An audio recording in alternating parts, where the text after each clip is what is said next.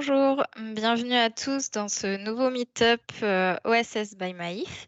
Aujourd'hui, je viens vous présenter notre librairie open source Mélusine qui permet de classifier vos emails. Je vais me présenter également rapidement. Tiffaine Fabre, data scientist NLP à la Maïf. Donc, je travaille principalement sur le projet Mélusine, que ce soit sur l'open source ou en interne. Et donc, je vais vous présenter aujourd'hui un peu son contexte et on passera sur des tutoriels. Donc, Mélusine, c'est quoi déjà? Mélusine, c'est une librairie pour la classification et l'extraction de contenu des emails. Cette librairie, donc c'est une librairie en Python qui est compatible avec les grandes librairies de machine learning, notamment scikit-learn, Keras, TensorFlow. Et pour l'instant, jusqu'à aujourd'hui, elle se concentre sur les emails en français, sachant que cette fonctionnalité peut être modulée avec des configs et donc adaptée à d'autres langages. Donc aujourd'hui, ce qu'on va voir, comme je le disais, c'est le contexte, enfin la naissance du projet, comment est née cette librairie. On passera un peu sur son contenu technique, notamment le traitement automatique du langage. Pourquoi les raisons, enfin toutes les raisons qui nous ont permis d'open sourcer ce projet. Et enfin, on verra comment ça fonctionne. Donc la naissance du projet, Heu, elle vient d'un besoin en interne. Effectivement, la Maïf, traite de nombreux volumes d'emails, jusqu'à 15 000 emails par jour et donc on avait un souci, de routage de ces mails, qui était fait anciennement, manuellement par les gestionnaires, les conseillers et les managers. Et en fait, les emails arrivent sur une boîte, généraliste et il fallait donc les redispatcher sur, les services compétents pour traiter, les différents emails. Sachant qu'on a plein de domaines d'activité et que, tous les gestionnaires, par exemple les conseillers, ne sont pas, habilités à travailler sur tous les domaines. Ils ont une expertise bien précise.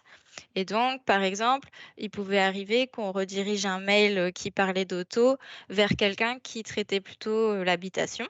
Et donc, en fait, ce mail, il arrivait au mauvais destinataire. Il faisait donc le destinataire se rendait compte, que le mail n'était pas pour lui et donc il le renvoyait à un autre service qui n'était pas forcément le bon et donc voilà, un mail pouvait, faire plusieurs rebonds avant d'arriver, au service compétent et bien sûr, ça entraînait, un délai supplémentaire dans le traitement des emails. Hem, donc voilà, c'était une problématique assez importante et c'est pour cela qu'on a souhaité automatiser, ce routage des emails et pour cela, on s'est orienté vers l'IA et la compréhension, du langage, naturel. Donc c'est une solution qu'on a déployée, en 2019 en production à la Maïf et depuis on en est très content et on ne cesse de multiplier, les usages et les cas d'usage. Donc l'objectif d'un routage, intelligent, c'était donc déjà de mieux identifier, le contenu de l'email pour savoir, à quel domaine il appartenait. Donc ça permet en fait, d'améliorer la qualité, des réponses puisqu'on l'envoie directement au service compétent. Ça permet de diminuer le délai de réponse en diminuant en fait, les rebonds d'un mauvais service à un autre et ainsi indirectement diminuer, les relances par email ou un autre canal, puisqu'une personne qui attend va souvent nous recontacter. Donc pour répondre à ce besoin, de routage, on a développé une solution technique qui utilise le traitement automatique, du langage. Donc on parle souvent de Natural Language Processing. Et donc, on a divisé notre librairie en différentes fonctionnalités. Donc, je vais passer rapidement sur ces différentes fonctionnalités. Donc, notamment une première partie qui est vraiment la partie, une des parties les plus importantes du traitement du langage, c'est le pré-processing, des emails. puisqu'on a développé différentes fonctions qui nous permettent d'extraire les informations d'intérêt dans un échange par email. Donc, effectivement, souvent, on a un historique. Vous parlez avec quelqu'un par mail, vous avez différents échanges. Et en fait, toutes les réponses vont s'accumuler les unes aux autres dans le dernier email. Et donc, souvent, vous ne lisez que la partie la plus haute de l'email. Et donc, nous, on a voulu mimer un peu ce phénomène en pouvant extraire et bien identifier les différentes sections et notamment pouvoir récupérer le corps du mail. Mais dans certains cas d'usage, c'est pas forcément le corps du mail qui va nous intéresser. Donc, on s'est aussi intéressé à pouvoir identifier, par exemple, des remerciements, des formules de politesse, de la salutation. Notamment, on avait un besoin en interne des gestionnaires qui aimaient pouvoir voir et mettre en avant les remerciements plutôt chaleureux parce qu'ils s'investissent beaucoup dans le traitement de leur dossier et donc ça leur fait toujours plaisir qu'on reconnaisse leur travail. Ils ont une certaine proximité avec le sociétaire et donc avec l'identification des remerciements, on a pu les mettre en avant et mettre en valeur, le travail de nos gestionnaires. Donc voilà, c'est cette première partie qui est assez importante et en fait, elle va fonctionner en symbiose avec, les autres parties qui sont, elles, indépendantes les unes des autres. Donc notamment l'extraction de mots-clés. Donc ça va permettre de faire notamment du résumé d'email. Donc on va pouvoir extraire à partir, de la technique TF-IDF des mots-clés, pour rapidement identifier, le contenu, de l'email.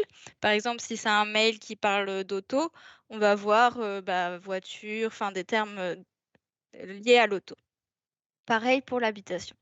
Donc on a également, la brique, de classification, qui nous permet notamment de router les emails dont on a parlé, tout à l'heure, hem et donc les envoyer dans la catégorie qui convient, que ce soit, de l'auto, de l'habitation, de la navigation et plein d'autres domaines. Et cette brique, est basée sur, des techniques de deep learning, avec des réseaux de neurones qui permettent, de discriminer les différents domaines. On a également une brique, d'analyse sémantique qui est plutôt une méthode, non supervisée, donc qui va pouvoir, analyser la thématique, d'un document, par exemple. Et on a également, une nouvelle, fonctionnalité depuis peu, le connecteur Outlook qui vous permet en fait au sein d'une boîte mail, Outlook de trier vos emails dans différents sous-dossiers, automatiquement sans avoir à créer de règles, de classification. Donc l'intérêt, de cette librairie, en tout cas en interne, son effet, direct, c'était de pouvoir enrichir, les informations apportées à nos conseillers et à nos gestionnaires, en notamment leur donnant, l'objet de l'email, donc à savoir, si le mail concernait de l'auto, une demande de RIB, une résiliation. Et donc, on a enrichi une petite colonne qui s'appelle objet, qui avant n'était pas du tout valorisée. Et de même, on a pu enrichir un champ qui s'appelle description, où vous voyez qu'avant, on avait seulement une information de courrier entrant. Donc, on avait l'information qu'un email était arrivé, mais on ne savait pas de quoi il parlait. Il fallait l'ouvrir et il y avait une petite perte de temps là-dessus. Et donc, on a proposé une sorte de résumé automatique. Et donc, par exemple, on peut voir, sur, le premier mail, que l'email, en fait, est résumé par assurance véhicule contrat. Donc on peut se demander si, le mail parle d'une souscription de contrat auto. Et donc voilà, ça donne des petites indications, sur le contenu du mail et quand le mail était très court, donc inférieur à 250 caractères environ, on pouvait également afficher l'email, en entier. Donc voilà pour, l'impact direct, sur nos métiers en interne et donc, pourquoi en fait on a voulu open sourcer, ce projet? Bah, déjà c'était pour partager un peu, notre savoir. Donc aujourd'hui, la librairie, ça s'est développé en environ 18 mois avant d'être open sourcé pour la première fois. Donc bien sûr, maintenant, on a un travail en continu sur cette librairie. On a plus de 10 contributeurs et on espère en gagner de nouveaux dans la communauté externe scientifique. On a de nombreuses lignes de code. Bon, ça, c'est pas forcément un des indicateurs les plus intéressants. Et aujourd'hui, Mélusine, c'est un peu plus de 230 stars sur GitHub. Donc voilà, on commence à être un peu suivi et notamment, on a pas mal de gens de sociétés extérieures qui l'utilisent. En effet, cette librairie, elle est assez simple à prendre en main. Donc généralement, les gens nous disent qu'en une journée, ils arrivent déjà à utiliser les tutoriels et à avoir une bonne connaissance du projet. Donc effectivement, on a développé différents notebooks qui vous présentent un peu les différentes fonctionnalités de la librairie et on va en voir un tout à l'heure. Donc pour revenir sur les différentes raisons de l'open sourcing du projet Mélusine à Maïf. Donc déjà, c'est un peu dans notre ADN de nous ouvrir au savoir et le partager à tous. On apprend de nos projets et autant le partager avec les autres. Donc c'est pour ça qu'on a souhaité faire une contribution à la communauté scientifique. Et ça nous permet également d'avoir un retour et une contribution extérieure de la communauté scientifique. Notamment, je vous le disais, on échange avec différentes sociétés qui utilisent la librairie, que ce soit donc il y a eu des passages en production cette année, notamment, je pense à la Société Générale, mais aussi des contributions à venir. Donc voilà, on est vraiment très content de ça. On espère avoir un engouement autour de la librairie pour qu'elle puisse progresser. Et également, donc, on souhaitait une transparence vis-à-vis de nos sociétaires sur le traitement et l'utilisation des modèles, donc sur le traitement de leurs données email. Et bien sûr, ça c'est évident, ça a un effet positif sur la marque employeur. Voilà et notamment ça aide au recrutement de nouveaux data scientists, notamment ça nous donne une visibilité avec une qualité de code qui est plutôt bonne et donc ça donne aussi une idée de nos pratiques en interne, sur les bonnes pratiques, de code. Donc concrètement, comment ça marche? On va aller voir tout de suite, des tutoriels. Donc il y a différents prérequis pour faire fonctionner, ces tutoriels. Donc déjà, pour lancer, les tutos, il faut aller sur la librairie et cloner, le répertoire. Donc je vous emmènerai tout à l'heure sur le GitHub, Maïf. Vous avez le lien ici et donc en fait, il suffit de faire un git clone dans votre, environnement, bash et donc on va créer un environnement en tout cas, ça, c'est pas obligatoire, mais moi, je vous le conseille quand vous créez un nouveau projet, surtout là, si vous voulez tâtonner un peu, expérimenter sur les tutoriels, créer un environnement virtuel, dédié à cette expérimentation. Donc voilà, nous, on utilise, notamment Conda. Après, vous utilisez les outils, qui vous conviennent pour un environnement virtuel.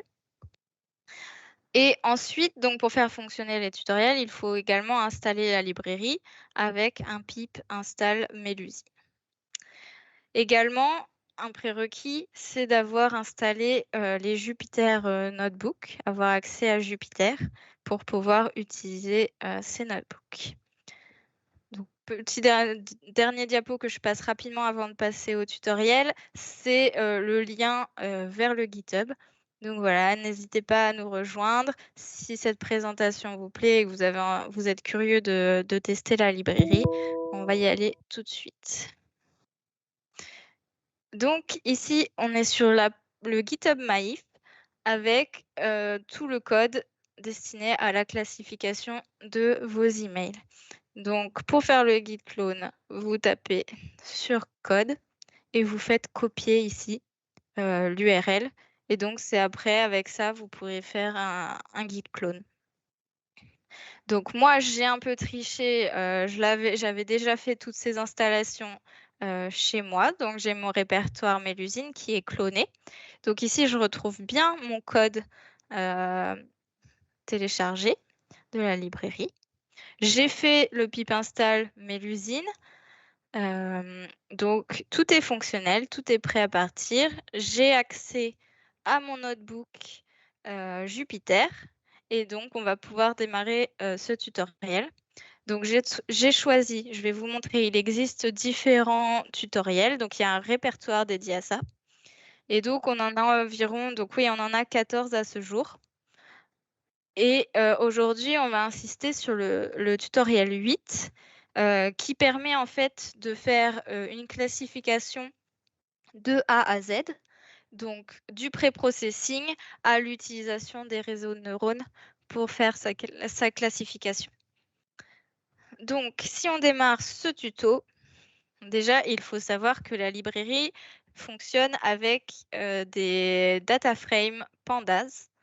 Donc un des prérequis pour la structuration de vos données, ça va être de les structurer en data frame, avec notamment quelques informations indispensables pour traiter l'email. C'est le corps de l'email, son, titre, en fait, son header, la date de réception de l'email, le l'expéditeur, sa destination, donc ça c'est un paramètre optionnel.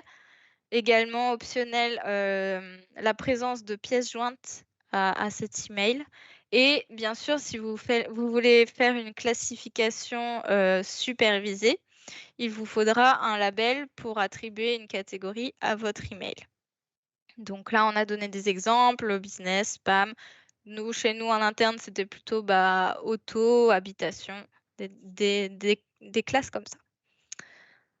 Donc chaque ligne correspond à un email avec toutes ces informations en colonne et donc ici, on vous met à disposition un petit tutoriel, enfin des petites données, tests, donc en fait qui ne présentent que, 40 mails environ. Donc voilà, la classification au bout ne sera pas bonne parce qu'il y a pas assez de données pour faire une classification correcte, mais c'est pour vous donner, la trame du tutoriel et que vous puissiez expérimenter. Après, rien ne vous empêche de charger vos données ici et tester sur vos données.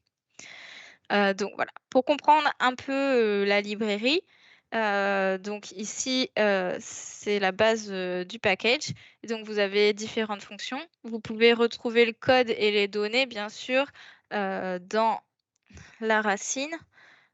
Donc ici dans le répertoire Mélusine, vous allez retrouver votre, répertoire data notamment. Après c'est beaucoup de répertoires de code, on les importera plus tard.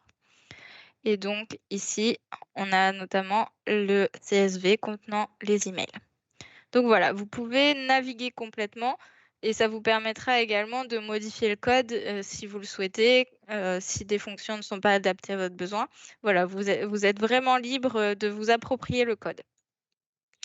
Donc, si on veut continuer sur ce tutoriel, donc comme je le disais, il y a différentes, colonnes dans le data frame. Donc ici, si on les fait afficher, donc on voit le corps du mail qui s'affiche ici et donc on voit qu'il y a différents, échanges. Donc notamment, on voit qu'il y a eu un transfert de l'email, donc il y avait un premier mail vide et il a été transféré. Donc voilà, après on a un titre ici, immatriculation de la voiture, la date, l'expéditeur, le destinataire, les pièces jointes. Donc on avait une pièce jointe attachée et un label. Donc on dit que ce mail parle d'auto. Ensuite, donc là, on a vraiment un texte brut. Donc dans le body et le titre, c'est vraiment des informations non structurées.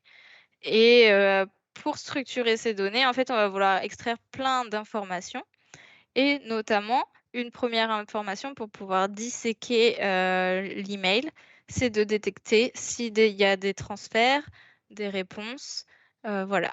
Et tout ça fonctionne en fait avec l'utilisation d'expressions régulières ou regex qui permettent d'identifier, des motifs.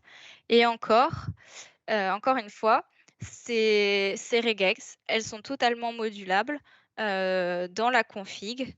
Donc je vais vous le montrer peut-être un peu plus tard. Je vais revenir un peu plus tard, comment modifier la configuration. Et donc, on a notamment plein de fonctions de pré-processing qui vont vous permettre d'identifier si l'email est notamment un transfert. Et donc, voilà, vous allez avoir à chaque fois en fait des colonnes qui vont venir s'ajouter à votre dataset data frame initial et vous donner une information supplémentaire sur le contenu de l'email. Donc sur cet exemple, on peut voir qu'on a un transfert direct en fait de l'email. Donc on a affiché le header qui commence notamment par TR, donc souvent c'est un motif pour signaler un transfert. Et donc on va utiliser ce qu'on appelle en fait le transformer scheduler, qui est une classe de la librairie Melusine qui va vous permettre en fait d'enchaîner une succession de fonctions de pré-processing et les regrouper pour une meilleure lisibilité du code. Donc notamment ici, on va enchaîner 4 fonctions qui sont check, vérifier que le mail commence par un transfert. Et donc la réponse sera un booléen qui est ajouté dans la colonne is begin by transfer. Ici, update info for transfer mail. Donc en fait, là, on ne va pas créer de nouvelle colonne. On va juste mettre à jour la colonne précédente. Et ensuite, ainsi de suite, on a différentes fonctions qui vont remplir de nouvelles colonnes. Et donc, on va appliquer cette transformation à notre data frame en utilisant donc l'objet qu'on a créé, la succession des différentes fonctions. Donc ici, on l'a appelé manage transfer apply transformers. Et cet objet, il contient une fonction fit transform. Donc voilà, on a essayé de garder le même vocabulaire que les grandes librairies comme scikit-learn pour garder une cohérence dans l'utilisation des fonctions. Et donc là, ce qu'on va faire, c'est qu'on va appliquer donc nos modifications à ce data frame. Donc, si on fait l'appel de ces fonctions, on va donc appliquer à l'email. Et ici, lorsqu'on regarde les colonnes, on voit bien qu'on a ajouté la colonne is begin by transfer, is answer, is transfer. Ensuite, on a d'autres exemples. Je vais passer rapidement sur cette partie. Et on va venir tout de suite voir la segmentation de l'email. Donc, notamment, pouvoir identifier les différentes parties. Je parlais tout à l'heure de l'historique des différents échanges. Et là, on va essayer de découper justement cet historique pour pouvoir après identifier des parties d'intérêt. Donc, notamment, il existe une fonction qui s'appelle build historique qui va venir faire ce découpage et une fonction structure email que vous pourrez donc retrouver dans le répertoire prepare email, mail segmenting et build historique. Donc ici, c'est pareil. On crée un transformer qui va enchaîner les deux fonctions et créer deux nouvelles colonnes, structured historique et structured body. Donc, qu'est-ce que ça va donner? On va faire tourner ça tout de suite. Donc, je l'applique toujours pareil à mon data frame. Je regarde si mes colonnes ont bien été ajoutées. Effectivement, je les retrouve ici. Donc, si on regarde l'email 2, donc ici, on voit qu'il y a deux échanges en fait. On voit qu'il y a un premier mail. Bonjour, suite à notre conversation téléphonique de mardi, pourriez-vous me dire la somme que je vous dois afin d'être en régularisation? Merci, bonne journée. Et là, on voit qu'en fait, il y a déjà eu un mail qui a été fait par le conseiller. Donc là, on voit le mardi, un tel a écrit bonjour, machin. Donc on a une succession d'échanges. Donc là, en ayant appliqué la fonction structure historique, enfin build historique, on a obtenu en fait une liste de dictionnaires qui, en fait, chaque dictionnaire va représenter un échange. Donc dans le premier dictionnaire, le premier élément de la liste, on va obtenir le premier échange, celui qui était tout en haut de l'email. Donc là, on voit bien, c'est le suite à notre conversation. Donc on a également le bonjour, on a l'entièreté du mail à ce stade-là. Et dans la deuxième partie, on a le deuxième email. Donc voilà, tout est bien sectionné. Donc ensuite, donc on a appliqué la fonction structured body qui permet en fait d'identifier les différentes parties dans dans une même partie de mail. Donc ici, en fait, on a un premier dictionnaire qui est pour le premier message détecté et un deuxième qui était pour le message du conseiller. Donc ici, dans le premier mail, on voit qu'en fait, on a pu identifier notamment des salutations, donc le hello qui a détecté bonjour. Ensuite, la deuxième partie, en fait, c'était le corps du mail vraiment important. Et donc, on a un tag body.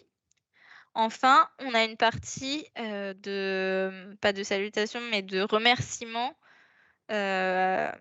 pour dire merci, bonne journée. Et donc là, on a mis le tag greetings. Donc encore une fois, ces motifs-là, ils peuvent être modifiés en configuration. Si par exemple, notamment, vous utilisez un langage en anglais, vous pouvez dire je veux détecter le motif hello, hi, des choses comme ça. Et on a la même chose pour le deuxième email. Bien sûr, souvent, ce qui va nous intéresser, c'est comme je le disais, on lit la partie la plus récente de l'échange et donc c'est la partie haute de l'email. Donc pour ça, on a également créé des fonctions qui vous permettent d'extraire seulement le dernier body de l'email. Donc notamment, ça porte bien son nom, c'est extract last body et également clean body. Alors cette fonction-là, elle va plutôt permettre de retirer des caractères spéciaux, des majuscules, de la ponctuation dans l'email pour pouvoir faciliter le traitement de cette donnée par les réseaux de deep learning. Donc voilà. Donc là, toujours la même chose, on a créé un transformer qui enchaîne une succession de fonctions, une suite de fonctions. On l'applique à notre data frame. Donc là, on va le faire tout de suite. Et on trouve de nouvelles colonnes, last body, clean body. Donc là, si on reprend le mail 2, on va pouvoir voir que le dernier échange, le dernier body, en fait, ce qu'on avait tagué comme body avec la fonction structured body, c'est le corps du mail suite à notre conversation téléphonique. Voilà. Et enfin, si on applique la fonction clean body, on voit que la chaîne de caractères a été passée en minuscule. On a retiré notamment les espaces inutiles en début et fin de mail. Et une dernière chose, c'est qu'on a appliqué en fait ce qu'on appelle des flags. Donc ici, on a détecté en fait qu'il y avait une date, le mardi. Et ces flags, ils sont notamment importants pour les modèles de deep learning puisqu'en fait, ils vont permettre de généraliser l'information. Par exemple, pour savoir, si mon mail parle d'auto ou d'habitation, j'ai pas besoin de savoir dans l'email que ce mail a été envoyé mardi. Ce qui va m'intéresser, c'est que souvent, notamment je pense aux attestations scolaires, c'est un exemple comme ça où on a une périodicité et où on a de fortes demandes en septembre. Donc, par exemple, en fait, ce qui nous intéresse, c'est pas forcément la date de l'envoi de l'email ou la date, la temporalité, mais plutôt de savoir que dans cet email-là, il y avait une date. Ça, c'est une information qui a plus de valeur pour le modèle et ça lui permet en fait de généraliser. C'est pareil avec notamment les numéros de téléphone. J'ai pas besoin de connaître votre numéro personnel. J'ai juste besoin de savoir que dans l'email, il y a souvent un numéro de téléphone. Donc voilà, en fait, ça permet une généralisation.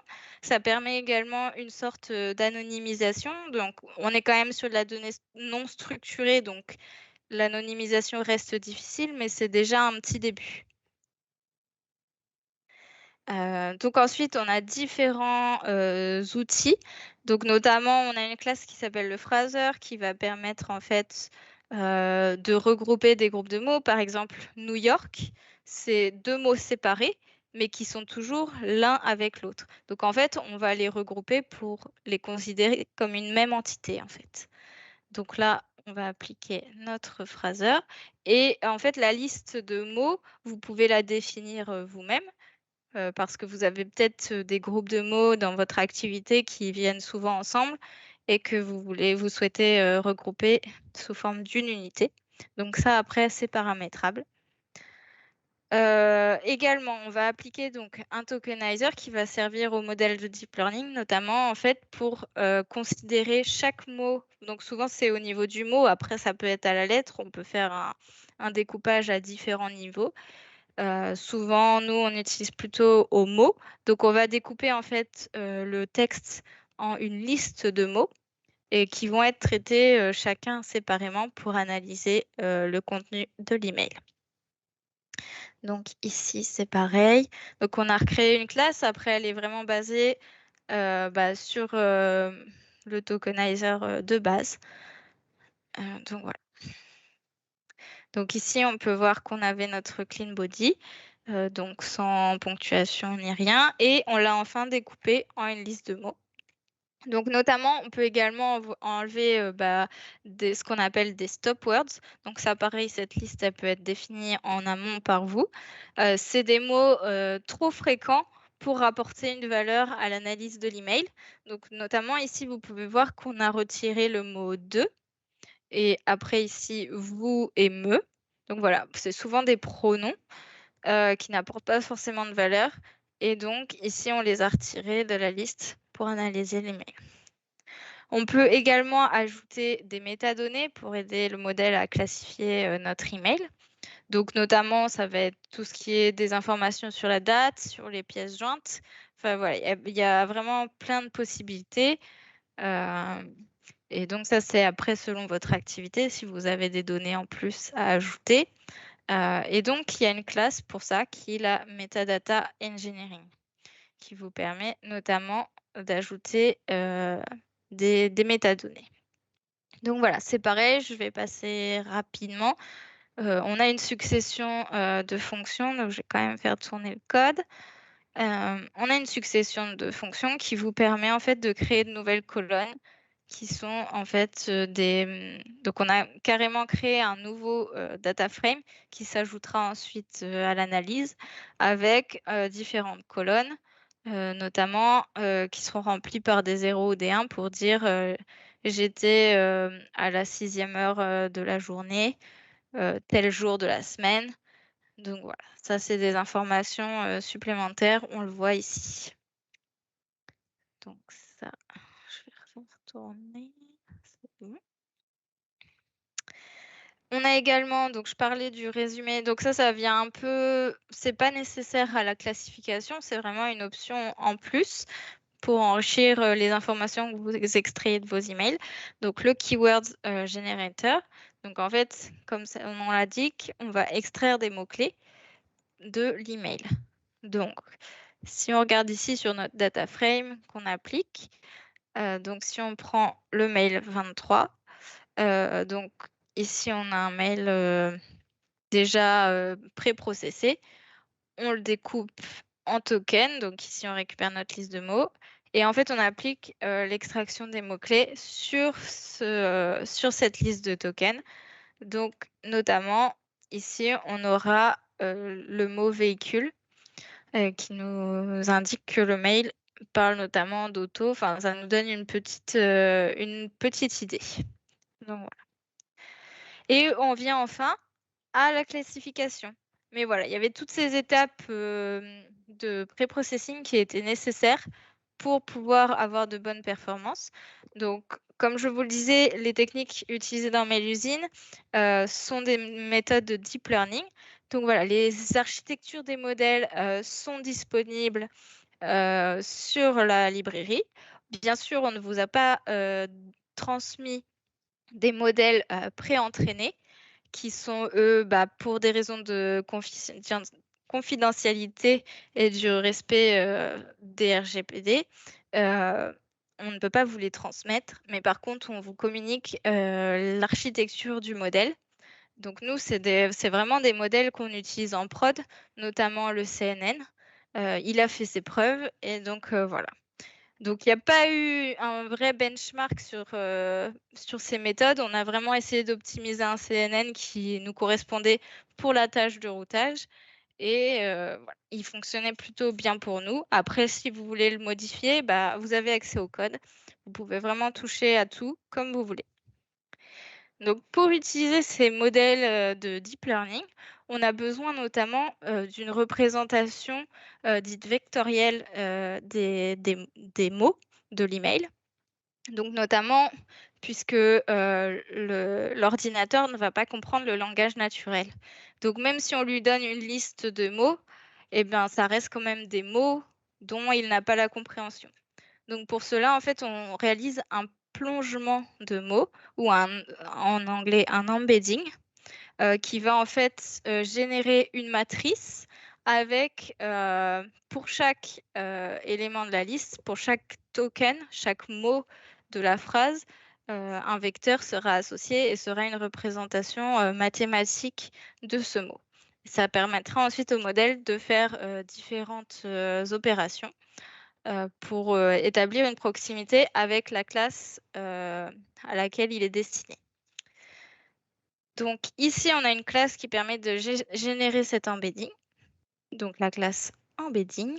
On lui fournit ici, on a choisi de lui fournir, la fonction cleanBody.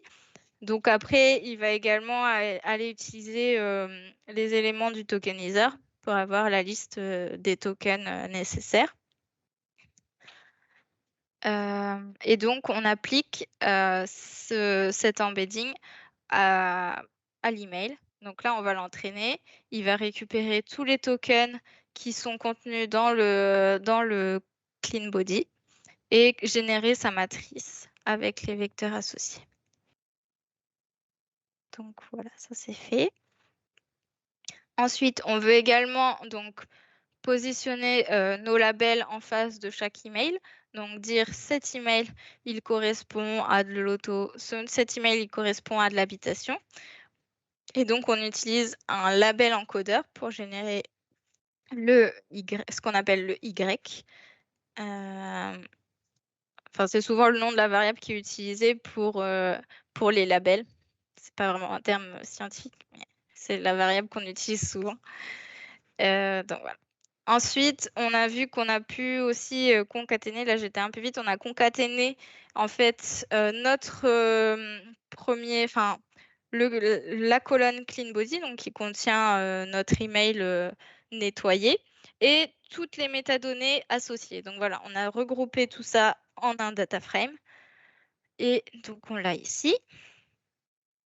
Donc si on fait afficher, notre data frame, on a le corps du mail et toutes les informations associées.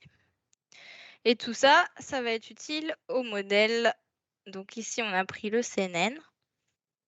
Donc on va le charger. Donc c'est une classe neural model qui va utiliser notamment, vous pouvez changer la fonction du modèle.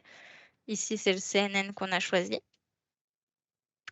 Et donc, on va initialiser notre objet, notre classifieur avec donc la fonction CNN, l'embedding pré-entraîné qu'on a créé sur nos données et on lui dit sur quelle colonne se baser pour l'analyse du texte et on lui informe qu'on lui donne également des métadonnées qu'il va pouvoir utiliser pour sa classification. Donc une fois qu'on a initialisé notre modèle, on peut enfin l'entraîner.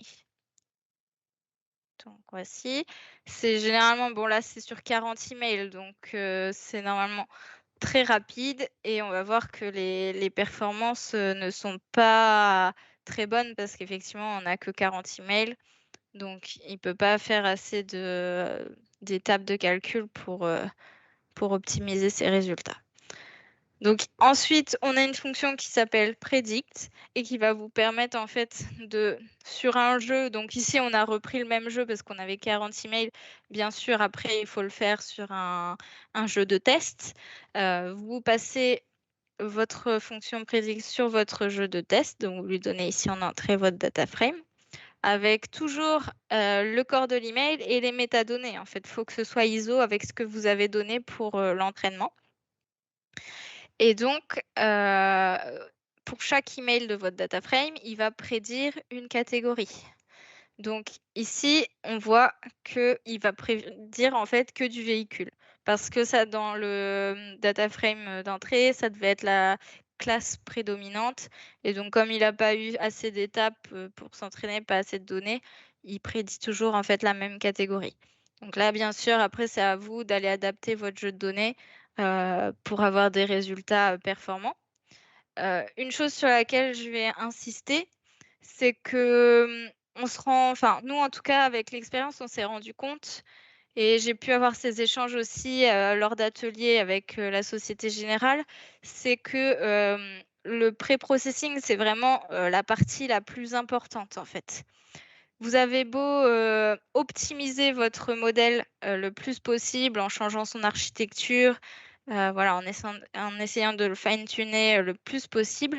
Si en entrée, vos données ne sont pas bonnes, ne sont pas bien préparées, en fait, ça peut vous donner des performances catastrophiques.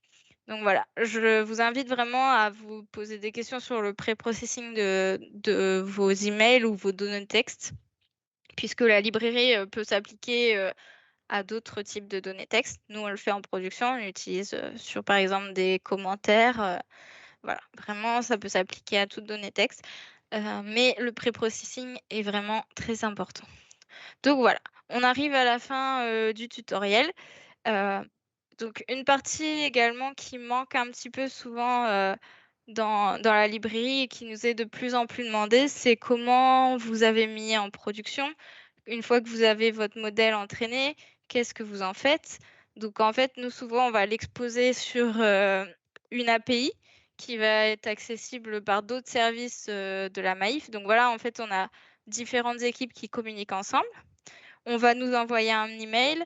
L'API va faire tourner notamment le pré-process, la classification, va renvoyer un résultat qui va être interprété par les autres équipes.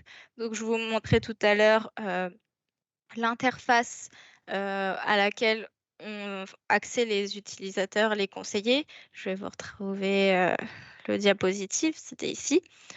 Et donc, en fait, d'autres équipes vont prendre le relais pour mettre en valeur les informations que l'IA leur renvoie. Donc, nous, on a renvoyé qu'on avait, par exemple, sur le premier email, on a dit c'était du VAM. Et donc, il y a des équipes derrière qui vont faire les développements pour faire l'affichage, en fait. Donc, voilà. Qu'est-ce que je peux dire de plus? Oui, une étape importante qu'on aimerait voir de plus en plus se développer, c'est notamment les contributions extérieures. Et donc, pour cela, on a créé un petit guide de contribution, comment contribuer. Donc, ici, vous retrouverez le document qui vous guide vraiment sur la marche à suivre. Et donc, notamment, on vous invite à créer toujours une issue. Donc, il y a un petit icône ici. Et il y a des formulaires prédéfinis que vous pouvez remplir un petit peu pour créer une nouvelle fonctionnalité. Et donc voilà, on attend vraiment vos contributions avec impatience et si ce n'est pas une contribution, au moins que vous l'utilisiez et n'hésitez pas à revenir vers nous si vous avez des questions. On vous invite toujours à tester la librairie avant, mais après quand vous avez des points bloquants, n'hésitez pas à nous contacter, notamment via les issues ou l'onglet discussion sur le GitHub pour pouvoir échanger et faire progresser la librairie. Voilà, je pense que j'ai fini sur les fonctionnalités, en tout cas pour la classification des emails. Je vous invite à vérifier, enfin aller voir les différents tutoriels que propose Mélusine et donc vous faire votre propre avis. On sera ravis d'échanger avec vous. Merci beaucoup. Donc voilà pour cette présentation de la librairie Mélusine.